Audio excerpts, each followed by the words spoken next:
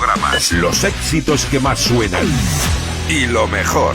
Te tenemos a ti. 48 minutos sobre as 10 da mañá. Estamos de novo en directo en Radio Líder Santiago. E, por certo, saudando aos compañeiros de Radio Líder Rías Altas, que tamén están emitindo esta entrevista. Rematábamos o ano, non sei en que día, que semana, pero estivo por aquí o noso convidado, que nada o presento, pois falando das iniciativas que a Xunta de Galicia ten en favor da lingua galega, dentro desa área específica da Secretaría Xeral da Lingua, non? E xusto ese día, minutos despois de que abandonara o noso estudio, saía ese estudo do IGE que reflexa pois como está o galego. Con moitos titulares, con moitas lecturas. Hoxe convidamos a Valentín García, o secretario xeral da Lingua, o noso estudio en directo con nos. Valentín, bo día. Hola, moi bo día. Benvido. Pois moitísimas grazas, un saúdo para toda a audiencia de Radio Líder que hoxe nos está escoitando estas horas da mañá para falar do galego. Perfecto. Imos falar do galego porque outro día falábamos do galego e non dou tempo a analizar a lectura que deixaba o IGE. Moitos titulares dun lado, de outro, máis catastrofistas, máis menos. Que lectura fai a tempo xa pasado deste estudo? Pois, evidentemente, é unha enquisa moi complexa, porque se fai primeiro a súa mostra, que son máis de 10.000 consultas aos fogares en Galicia, non? É unha enquisa, ademais, con moitos ítems que pode ser analizada desde moitísimos puntos de vista distintos. E o que nos ven a dicir é algo que, evidentemente, xa contábamos, acentuado en algúns aspectos que podemos tocar hoxe aquí, pero o que nos ven a dicir é que, evidentemente, ante unha sociedade que está cambiando moi rápido, eu creo que moito máis rápido do que nos está parecendo aos que formamos parte dela, como é a sociedade galega, a lingua propia de Galicia tamén está cambiando. Está cambiando en moitísimos aspectos, non? Uns deles, máis agradables, digamos, outros non tanto, e que nos fai deseñar políticas novas, reaxustar as que temos, pero eu creo que a lectura máis a nivel macro que podemos sacar é que a lingua, como tantas outras causas da nosa sociedade, é responsable dos cidadáns que a compoñemos. É unha responsabilidade colectiva de todos e de todas. Estamos ante unha lingua na que a xente nova ten a maior competencia da historia para poder lela, para poder escribila, para poder falala, para poder entendela. A comprensión da lingua galega en Galicia é do 97%, é dicir, é unha lingua comprendida, por exemplo, por todo o mundo, non? Somos capaces de falala o 96% da poboación, evidentemente, uns con maiores competencias e outros con menos, como todas as linguas do mundo nos seus espazos, verdade? Cal é o problema? O problema é que somos capaces de falala, pero non a falamos. O nivel de uso baixa, e isto débese a moitísimos factores, non? A moitos factores, non son só un, porque se fose só un sería moi fácil solucionar, atallalo, claro. Pero son moitos e complexos, entón temos que ir analizando un por un e tomando medidas un por un, pero sendo conscientes de que, sen haber un conflito lingüístico pertinaz na sociedade galega, que non o hai, afortunadamente, temos que concienciar as persoas de que, que aquí hai unha situación de diglosia, que hai unha situación de contacto entre linguas, que hai unha situación tamén demográfica que está influindo moito en todo isto e que está acentuando esta situación nos últimos anos. Temos que ser conscientes deles e arrimar un breiro cada un na medida en que poida, non? Facendo algo tan básico como falar. É dicir, é o que se lle está pedindo á sociedade, é o que lle temos que pedir dentro das administracións públicas, pero a sociedade, como tal, ser consciente desta medida. Que o único galego malo é o que non se fala.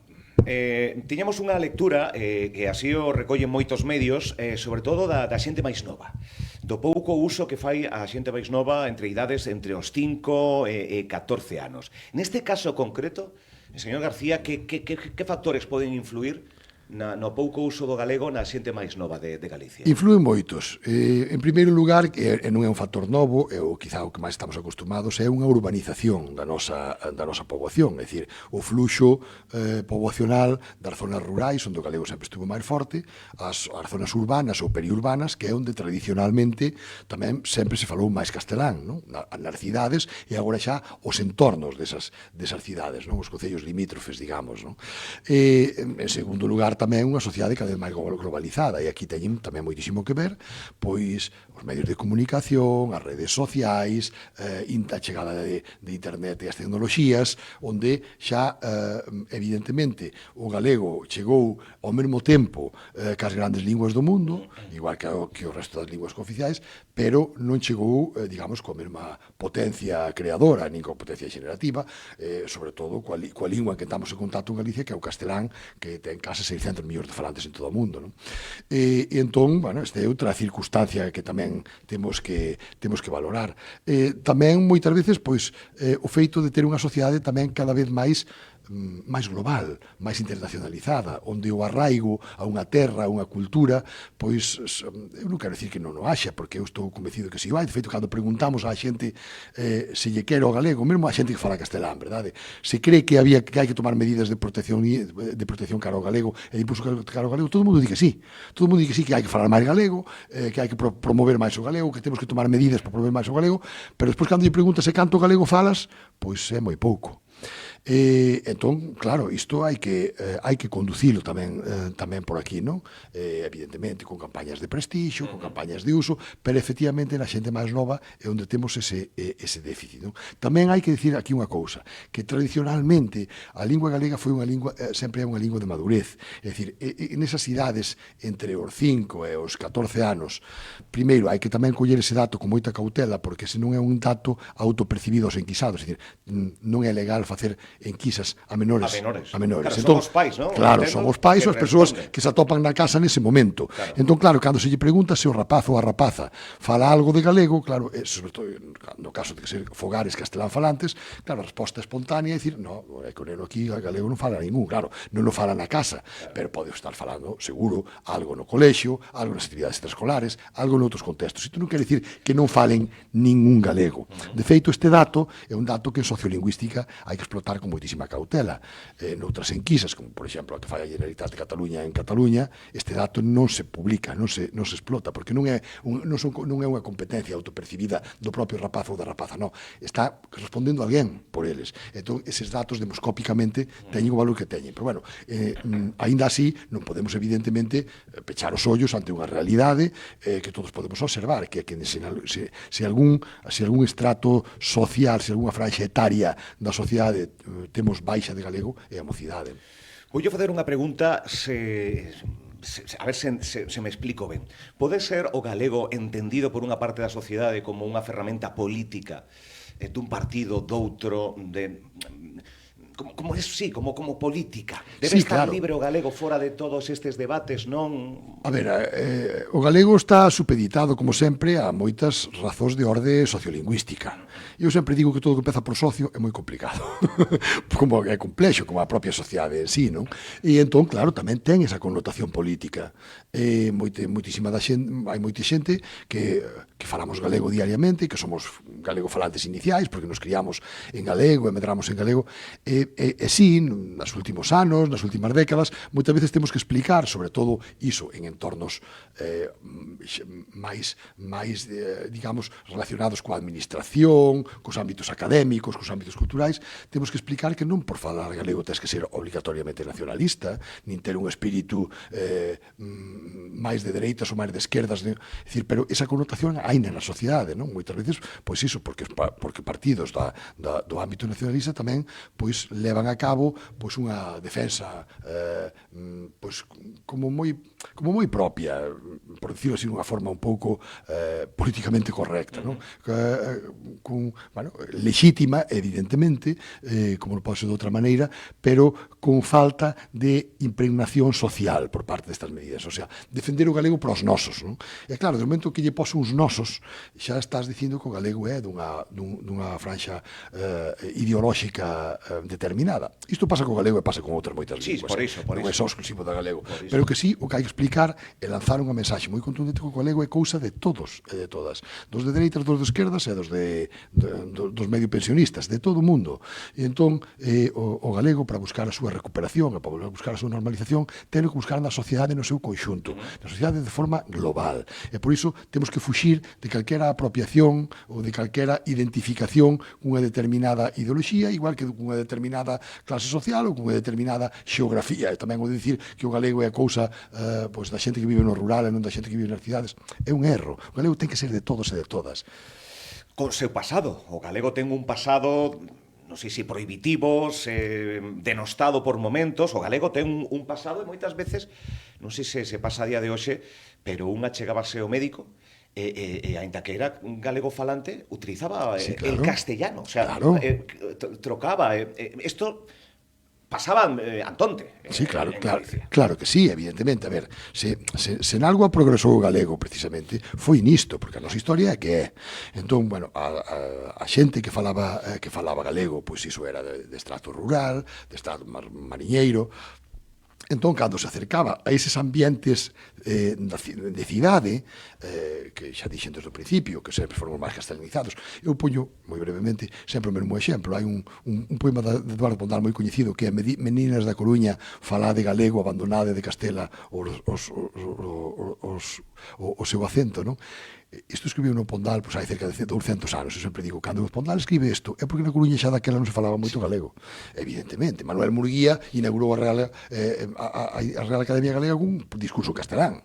Dicir, a situación que tiña da que vimos é esta, non? Cando se viña o médico a Santiago, a Fonte Limpa, pois un médico rural podía ou non falar galego. Agora, un médico de Santiago, dun hospital ou da Coruña, ou prácticamente a ninguén se lle ocorría falar galego, salvo que fose xente, como miña aboa, que manifestaba sin ningún tipo de pudor que non sabía falar o castelán. Eran monolingües en galego totalmente, verdade? Entón, claro, cando nos comparamos con eses tempos, evidentemente o progreso está aí. É dicir, o galego ganou moitísimo prestixio, gañou moitísimas posicións, onde temos gañou en competencia, en coñecemento. A xente falaba galego todo o día, pero non sabía escribir en galego, ni sabía ler o galego. Entón, a situación que vimos, evidentemente, é isa. Que nese aspecto progresamos, nese aspecto melloramos? Sí. Onde temos o problema? Temos o problema no uso. Hai que tamén centrar o problema onde está, no uso, en que se fale. Valentín García, algún pode pensar, non falo tanto galego por medo a falalo mal. Ese galego normativo que moitas veces pois, ou non nos custa, ou temos medo a falar mal o galego. Sí, evidentemente, ¿Sí? Ese é outro prexuizo que existe. E é un prexuizo que tamén é normal nos procesos de normalización das linguas. Cando, en realidade, todas as linguas teñen variedades dialectais, que é como se chaman. Evidentemente, o galego que se fala nas Rías Baixas non é exactamente o mesmo galego que se fala en Santiago, que non é o mesmo galego que se fala en Navia de Suarna. Bueno, nos dividimos o galego, digamos, en tres áreas, non? A área occidental, a central e a oriental. É totalmente normal. Eso pasa con todas as linguas. O castelán que se fala en Bilbao non é o mesmo castelán que se fala en Santiago de Chile, o italiano que se fala en Milán non é o mesmo italiano que se fala en Nápoles. Hai linguas, o italiano é unha boa mostra para isto, que teñen unha variedade dialectal enorme. Un italiano do norte ten a veces serie dificultades para entenderse con un italiano do sur. E non hai que ter ningún tipo de problema con isto. Cada un ten que falar o galego que ten da súa zona, o que aprendeu, o que está aprendendo a falar.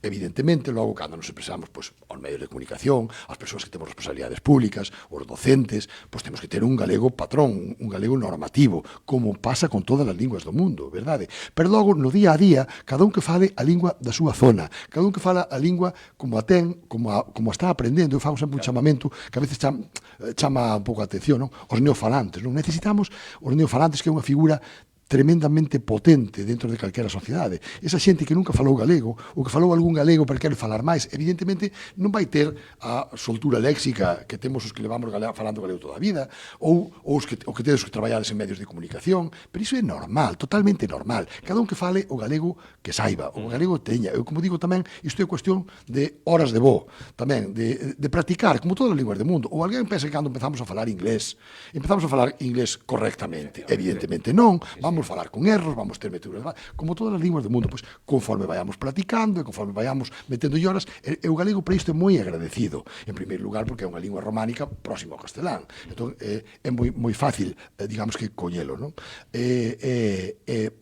Practicando durante horas, usando, pois imos a toparnos ca sorpresa moi pronto de que melloramos exponencialmente a nosa calidade de lingua, que ninguén teña o máis mínimo reparo, o máis mínimo pudor por empezar a falar galego. E tamén outro chamamento aos galegofalantes. Moitas veces os galegos temos esa teima da hipercorrección, que se chama. É dicir, mira, acabas de decir jueves e xoves, verdade? Bueno, isto moitas veces o que fai é desactivar o ánimo e o ímpetu de quen está esforzándose e quen está poñendo as primeiras pedras para empezar a falar un idioma que para ele, ou para ele ou para ela, son novos. Entón, moitas veces tamén non corrixamos tanto, evidentemente, salvo que sexamos docentes, que esteamos dando curso de galego, evidentemente, pero no día a día, na conversa cun amigo, cun familiar, cunha persoa, pois, a ver, se, pois, en vez de decir avó, di abuelo, pois o asunto é tirar para diante que o día seguinte xa caerá na conta de que en galego é avó e que non é abuelo, pero polo menos xa marcha confiado, xa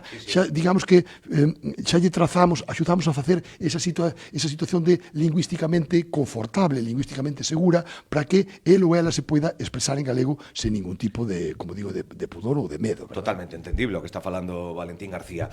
Que medidas? Porque os que seguimos a vida da Xunta, neste caso da lingua galega, de política lingüística, vemos que tanto en da propia Consellería como a Secretaría Xeral que dirixe están sacando un montón de iniciativas. Unha delas que a mí me gustou moito foi recuperar no Nadal o xabarín, que penso que foi algo un xabaril que saía na tele e que apostaba tanto polo galego. Pódese recuperar porque foi unha xira. Foi unha xira que se fixo en Nadal. Sí, pero temos que reforzaremos agora, claro. É que hai claro. moita xente que pide que volva ao xabarín e que sexa, de novo, que cobre protagonismo na televisión de Galicia. Sí, efectivamente, a ver, aí o que fixemos na plataforma da Compañía de Radiotelevisión de Galicia, que se chama agalega.gal, pois que crear unha plataforma, unha canle, que é a canle Xabarín. Evidentemente, esta é unha marca que nos leva a un tempo en que a Televisión de Galicia, por medio deste programa, Xabarín, pois marcou a toda unha xeración, que seguramente é a túa tamén, que cunhos formatos moi novidiosos naquele momento, tanto desde un punto de vista estético, como artístico, como musical, pois marcou un todos antes e un lembramos despois. esas cancións, estou unha lavadora, estou unha... que todos lembramos, Claro e que cantábamos en galego. Claro que sí. O pase que, a ver, aquí hai que ter en conta varias circunstancias. En primeiro lugar, as canles de comunicación cambiaron sustancialmente daquela ata hoxe, non? É que daquela non había plataformas de televisión, é dicir, hai que preguntarse hoxe cantas horas de televisión ven os rapaces nas súas casas, non? Ou noutros lugares. O que ven é, pois, bueno, pois televisión á carta, verdade? O que ven é plataformas que daquela non existían, móvil, sí. Efectivamente, no móvil, no iPad, e, bueno, as grandes canles de comunicación de compañías transnacionais. Asistíamos estes días, por exemplo, pois ao peche de Disney Channel, por exemplo, España, non? Sí. Ou plataformas como Going, ou como que son unha competencia tremenda para os programas da Televisión de Galicia, que naquele momento do Xabarín tiñan unha competencia limitada de 2 ou 3 canles, e hoxe hai un universo de oferta nos medios, YouTube, bueno, moitísimas cousas, non? Entón temos o contexto, por iso digo eu que a lingua ten que adaptarse sempre ao contexto histórico que lle toca vivir, e a nosa sociedade cambiou moi rápido.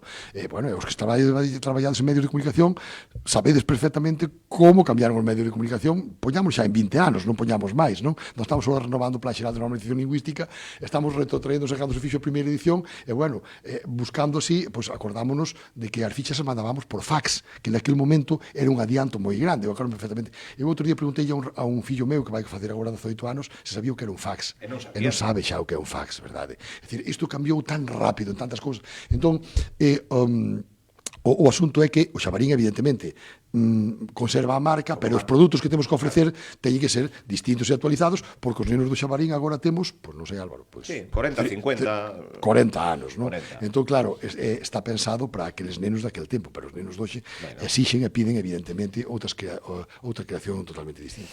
En que está a traballar? En que está argallando para, bueno, pues... Pois para mira, sacar adiante... en tecnoloxías, ¿Sí? Vivimos nunha era que temos que traballar moitísimo na inteligencia artificial, temos o proxecto Estamos pensado galego forte aí, non? Evidentemente, o falar cos automatismos, é dicir, é que imos falar coas máquinas e as máquinas van falar con nós, esta tecnoloxía está xa aquí e vai cambiar totalmente o paradigma das linguas, da aprendizaxe de linguas, da traducción de linguas, dos subtitulados, temos que, aí sí que temos que chegar ao mesmo tempo que o castelán, que o alemán, que o inglés, porque que senón senón, se perdemos ese tren, será un momento de moitísima debilidade tamén para o galego. Estamos desenvolvendo un proxecto que me fai moitísima ilusión coa Universidade de Santiago e agora con outras universidades galegas, que se chama Proxecto Nós, non? Para que, pois iso, para que a Siri fale galego, para que a Alexa fale galego, para que os coches nos falen galego, para que a lavadora nos fale galego, e nós lle respondemos, porque isto é o que nos agarda inmediatamente xa. Estamos traballando tamén na transmisión familiar, é moi importante. A lingua das familias é a lingua que se fala nas casas, porque claro, evidentemente, xa comentábamos antes, temos os rapaces que saben ler, que saben escribir, que teñen plataformas na tele, teñen colaboración na tele, pero hai que, unha das cousas que digamos que máis asusta das enquisas do IGE é cando lle preguntamos aos pais e ás nais se falan en galego cos fillos, non? É dicir, esa cifra é moi baixa. E se a lingua non é unha lingua materna, se non é unha lingua do fogar, sempre vai ser unha lingua aprendida, sempre vai ser unha lingua instrumental, digamos, para estudar nos centros educativos, para traballar en certos ámbitos como pode ser a administración pública, ou o ámbito asociativo, o ámbito da comunicación, pero non de uso corrente. Sí. Non? E iso é algo que nos preocupa tamén. Traballamos tamén na formación, e aí sí que temos que poñernos moitísimas pilas, porque a verdade tampouco temos demasiada experiencia no feito na formación das persoas que están chegando de fora. Nos últimos 5 anos, desde a antiga a enquisa do IGE anterior, digamos, verdade, que era do ano 18 a do ano 23, chegaron a Galicia 115.000 persoas, que eu sempre digo que é máis que o Concello de Santiago e Teo xuntos, sí. Vale? 115.000 persoas. Aí xa non contamos os que nacendo en Galicia son, evidentemente, son galegos nativos como todos os demais, pero que son de familias que se crían en culturas que xa non é dicir que sean galego falantes ou castelán falantes, é que xa son culturas xeográficas distantes, moi distantes das nosas, non? E temos a compromiso do goberno pois impartir xa máis de 100 cursos especialmente deseñados para estes colectivos, porque claro, tampouco non é igual ensinarlle galego a latinos, por exemplo, que a magrebís, claro, que a cidadáns que veñen do leste. Claro. É dicir, e aquí sí que temos que facer un proceso acelerado de formación e de concienciación destas persoas que non só lle temos que ensinar galego. Aquí temos que ensinarlle, estamos deseñando, estamos a facer xa algún programa piloto, algunha experiencia hai de colectivos, pois de colectivos sobre todo que traballan no ámbito da acción social e de acollida, e que teñen algunha experiencia nisto, porque isto non son xa só cursos de galego, son cursos de cultura galega. Eu sempre digo, non chega con ensinarles a escribir castro, e que hai que explicarles o que é un castro, claro. É porque para os galegos é importante un castro, porque non o saben.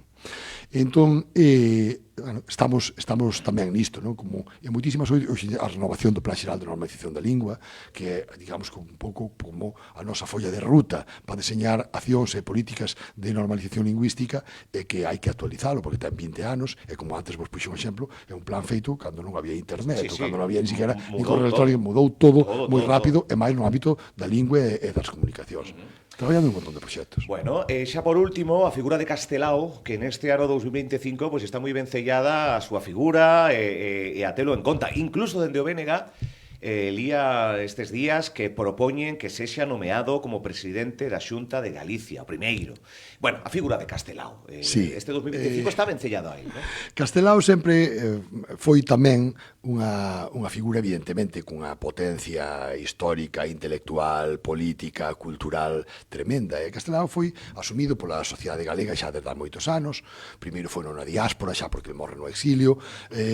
Os da Galicia, da diáspora, os da Galicia territorial, como, pois iso, como un símbolo, como unha figura tamén moi poliédrica, con moitas lecturas e moitas interpretacións distintas. Estamos un pouco tamén, na pregunta que me faz, como cando falamos da lingua, non? Evidentemente, outra vez, o entorno de ideoloxía nacionalista, pois querendo facer de Castelao pois unha figura única exclusivamente nacionalista, que sí que foi un nacionalista, pero non foi un nacionalista do BNG, entre outras cosas porque cando viveu Castelao o BNG non existía, non?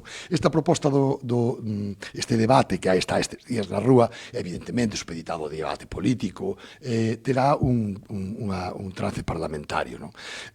No Parlamento de Galicia xa o ano pasado, co 80 aniversario da creación do Consello de Galiza en Montevideo, si se recoñeceu a Castelao como presidente do Consello de Galiza.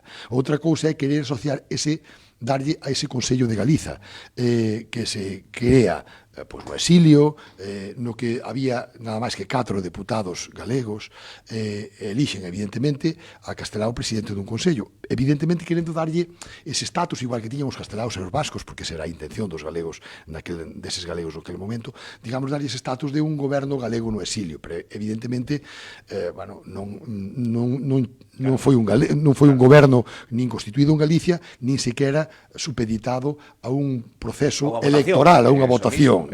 O único que se chegou a plebiscitar en Galicia antes do golpe de Estado é a aprobación do estatuto, que logo se aproba xa nas Cortes de México no exilio, non? Pero desgraciadamente naquele momento non dou tempo a tramitarse máis. Entón, claro, hai que ter tamén moitas veces cuidado a distinguir o que é o recoñecemento desde o punto de vista intelectual, cultural, político a Castelao, que o ten, evidentemente, unha importancia tremenda na nosa sociedade, e outra cousa, claro, é facer recoñecementos que un parlamento, pois nos nosos días é quen escolle, quen designa, digamos, os presidentes electos da Comunidade Autónoma de Galicia, verdade?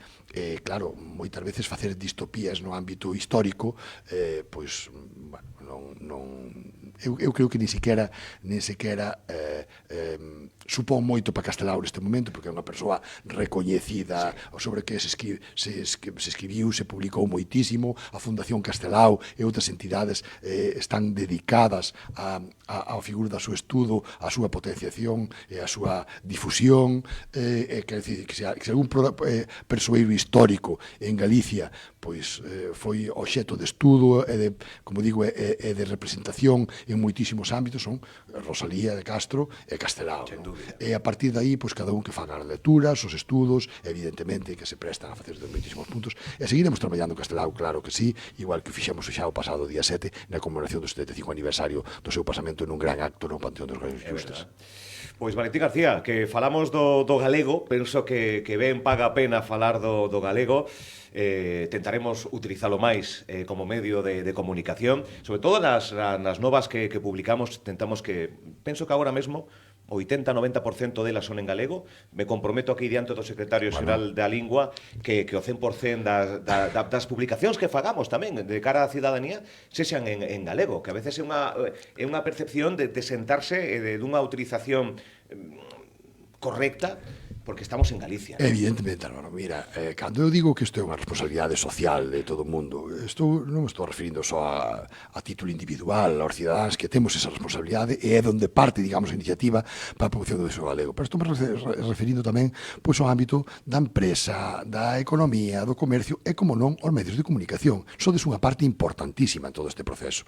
E aí tamén botamos en falta, moitas veces, pois que nos dedicamos a promover a lingua galega, pois efectivamente que hai un debate social, que haxa, como non pode ser de outra maneira, enquisas que nos fan a partir cando hai unha noticia como as enquisas do IGE, como o ano Castelao, o Día das Letras Galegas, pero logo a implicación no uso do galego, como en todos os ámbitos, pois a veces é máis, a veces é menos e a veces é ninguna. Entón, os medios de comunicación tenen un papel fundamental en todo este proceso, porque, por un lado, difundides a lingua, por un lado, proxectades a lingua, por outro lado, prestixiades a lingua, o tía acabas de facer referencia agora a un ámbito moi interesante que é o da publicidade. Por exemplo, a publicidade non só implica aos medios de comunicación como difusores de mensaxes en sí, senón tamén o tecido socioeconómico, é dicir, a xente que paga esa publicidade, que inviste e que, digamos, que se arrisca a que esa mensaxe chegue ou non, porque delo depende os balances que ten que facer a final de mes, non? Pois elixen o galego a gran maioría dos anunciantes. Pois é unha gran noticia e é unha... Estou pensando agora mesmo...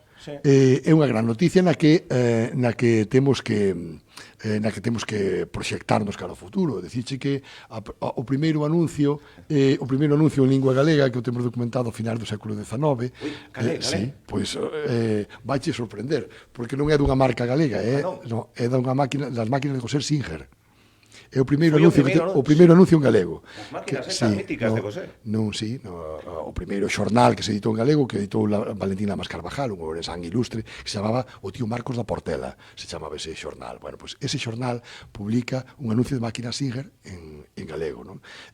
Chama a atención tamén, bueno, un dato curioso, non? Pero danos unha idea tamén de que moitas veces pois temos que chegar ese incentivo por xente de fora ou por marcas de fora que si saben proxectar en lingua galega e colocar, digamos, o produto. Nós sempre dicimos que aparte no ámbito da publicidade o galego marca proximidade, marca denominación de orixe, marca confianza, verdade? E ten moitísimas connotacións positivas para poder posicionar dunha forma efectiva e dunha forma contundente os produtos que se publicitan no mercado. Vivamos como galegos, que é un Como himno galegos, asociado a por unha exemplo. campaña que íntegramente en galega e que fala moi moito da Por ilusión exemplo, Galicia Calidade, ou Galicia tantos e tantos que temos e que nos fan pensar neste E que sentido. toca todos los paus o galego. Valentín García, agora sí, moitísimas gracias por vir ata aquí. Bueno, pues que durante o longo este ano 2025, pois seguramente que coincidiremos en moitos actos. Feliz ano, que estamos aínda... Por feliz ano, que teñamos un bo ano 2025 e que sexa un ano tamén pois de moitísimos proxectos e de moitísimas cousas novas para a lingua galega e como digo que todos nos concienciemos de que temos que falar un pouco máis e graciñas a Radio Líder por axudarnos a conseguilo. Graciñas por vir, grazas.